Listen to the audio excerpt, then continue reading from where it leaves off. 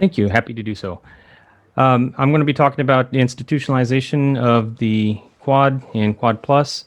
But before I get started, because I'm a government employee of the United States government, I have to put my disclaimer in here that the views and opinions expressed or implied in this presentation are solely mine. That'll probably be pretty obvious after I get going.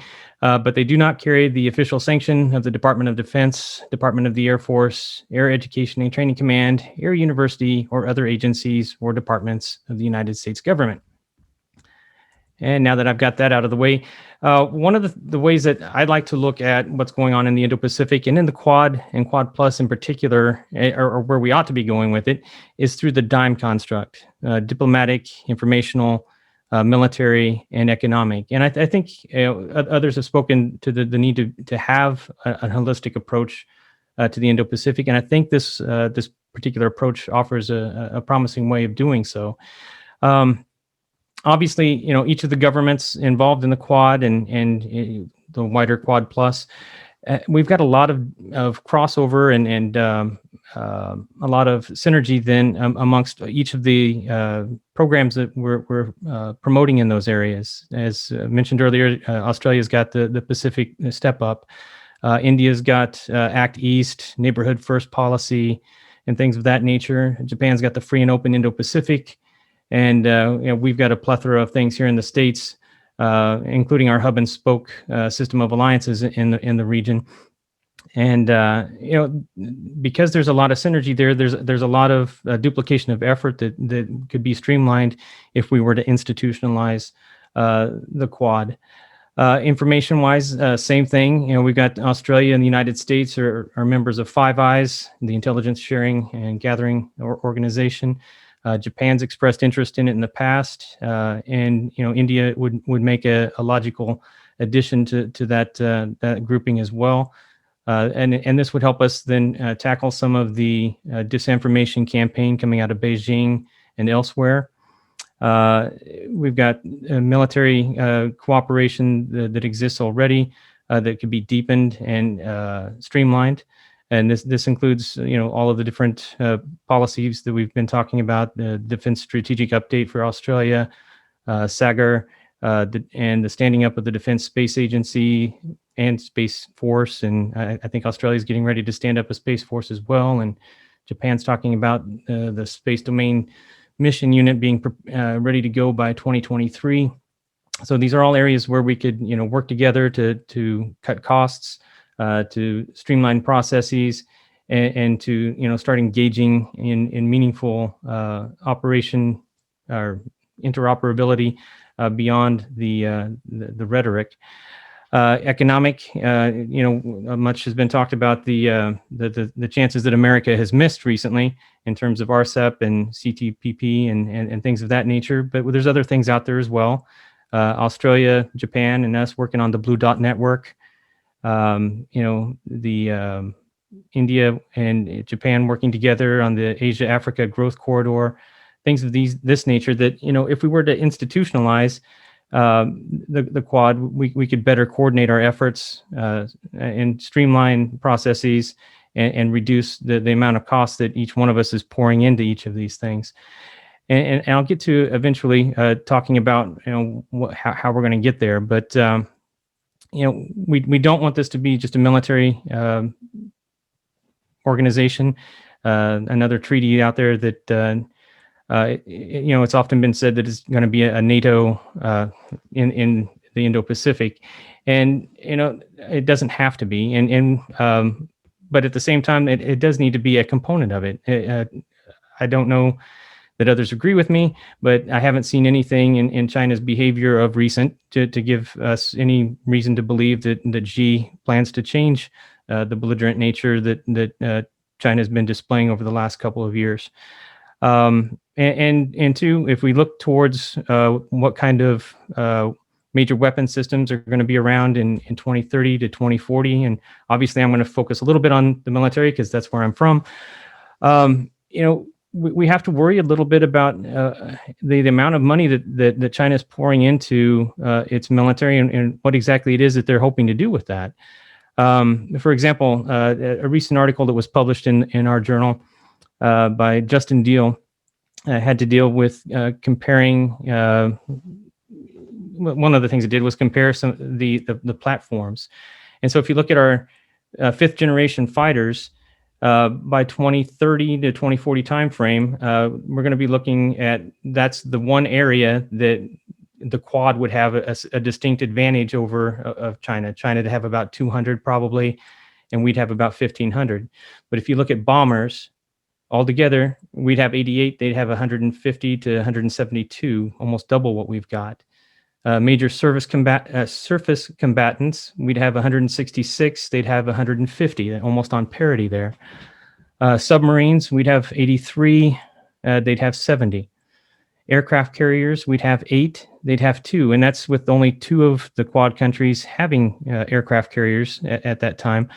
And so it's a little bit disconcerting that people are completely nixing the idea that there should be a strong military component in the Quad, and I understand that some of that's driven by economic factors and whatnot. But at any rate, obviously there's some things that are missing in this particular analysis too. There's no taking into account the number of unmanned aerial vehicles and things of that nature. Some of the emerging technologies that are coming out there that could level the playing field and kind of do away with some of these imbalances in the more conventional and traditional forms of weapons platforms. But at any rate, so what are some of the hurdles then to institutionalization? I'd say each of the countries in the Quad brings a couple of those to the table. For India, this lingering sense of non-alignment, and it's become almost sacrosanct among some in the government and in intelligentsia. And non-alignment has been the rule of thumb since independence, but it doesn't really have that long of a history before that in Indian foreign policy. And so the idea that you need to be shackled to it is probably something that should be re-examined. Take stock of exactly what it is that non-alignment has brought to India since independence, and what abandoning it would bring it instead. So just a kind of cost-benefit analysis thing there that I think would warrant them, India, considering moving away from it. Also, something that kind of stifles India's ability to fully commit to the Quad is the interoperability of their systems with ours, with the other members of the Quad. 90% of India's defense acquisitions have been Russian or Soviet-made weapons. And so when we do all of these joint exercises and talk about, perhaps moving forward joint commands and that sort of thing, there's a disconnect between what we can and can't do, or would like to and can do in terms of the weapon systems themselves. Obviously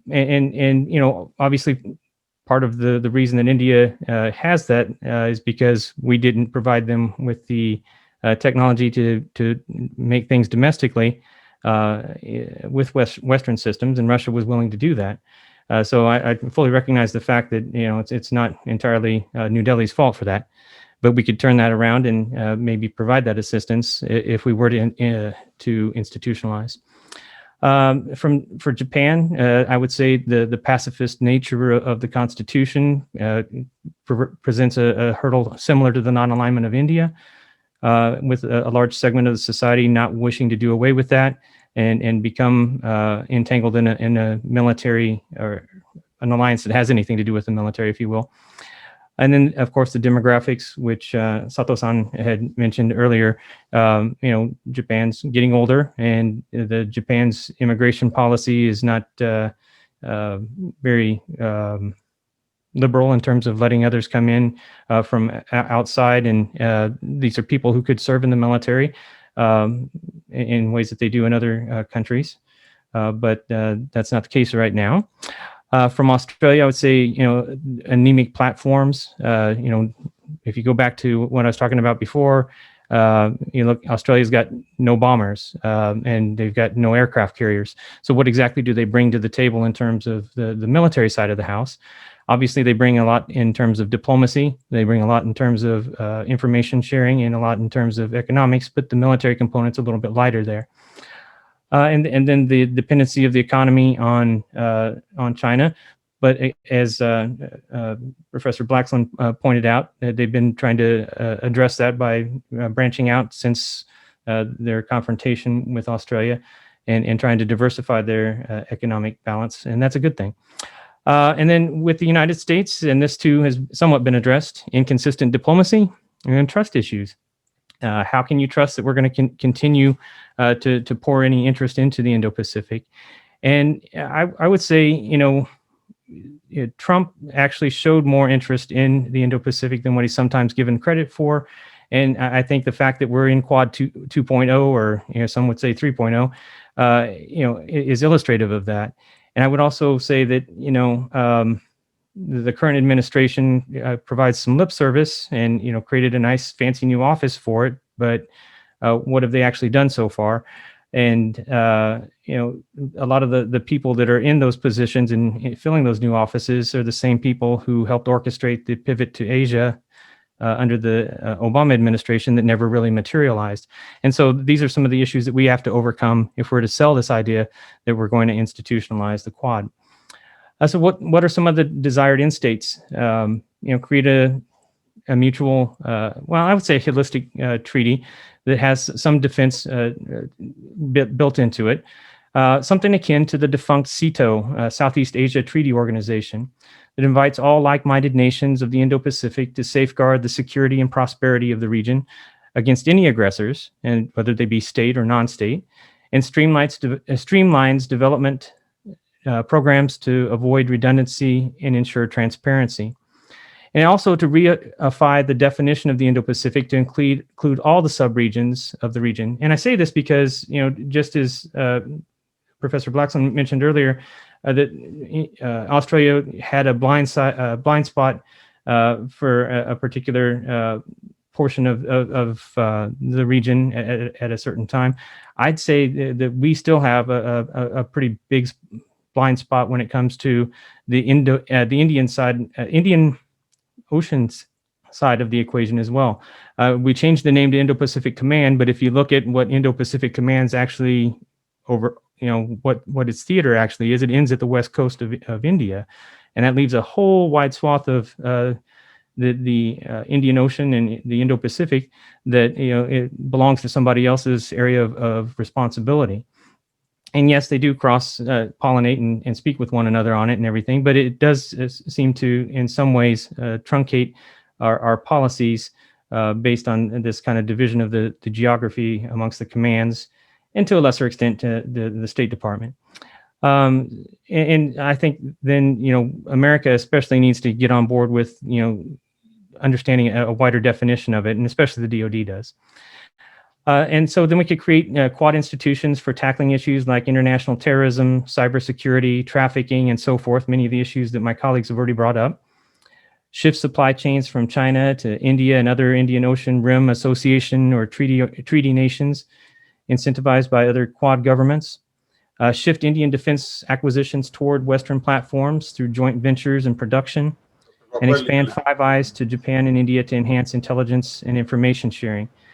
And the bottom line being transform rhetoric, which is pretty much what we've had since the reinstitution of the Quad in 2017, to actual action. And I've got a lot more that I could talk about as far as what the Southeast Asia Treaty Organization was. It did have, while militarily it was a failure, there were a lot of things that were accomplished. In terms of hosting military exercises, working together to strengthen economic foundations and living standards in Southeast Asian nations, sponsoring a variety of meetings and exhibitions on cultural, religious, and historical topics, sponsored fellowships for Southeast Asian scholars, and then created some schools and research centers throughout the region as well. And so it was more of a holistic treaty than what we give it credit for. And I think if we were to take then that shell of the Southeast Asian Treaty Organization, see what worked, look at what didn't work, look at NATO as well, and see what would translate well from NATO to the Indo-Pacific, we could come up with something that would accomplish what all of the Quad nations are looking for. And obviously there would have to be give and take. And I think, the United States needs to, realize that we are living in a multipolar world and, be a part of that conversation with that sort of mindset rather than coming into it as the bull in the China cabinet. So I'll leave it at that. And hopefully, once we get to question and answer, I'll be able to flesh out anything that anybody else has to ask about it. Thank you.